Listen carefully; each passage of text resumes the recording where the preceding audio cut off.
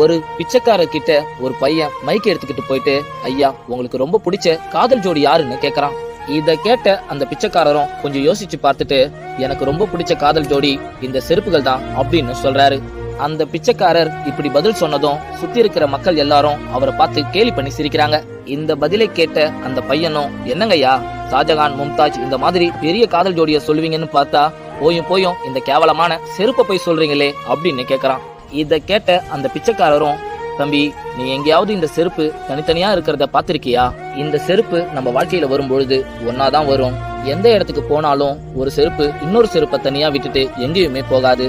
இதுல வேடிக்கையான விஷயம் என்னன்னா, அந்த 2 செருப்புல ஏதாவது ஒரு செருப்புடைய வாழ்வு காலம் முடிஞ்சா கூட அது கூட இருக்கிற இன்னொரு நல்ல செருப்புடைய வாழ்வு காலமும் அது கூட சேர்ந்தே முடிஞ்சிடும்.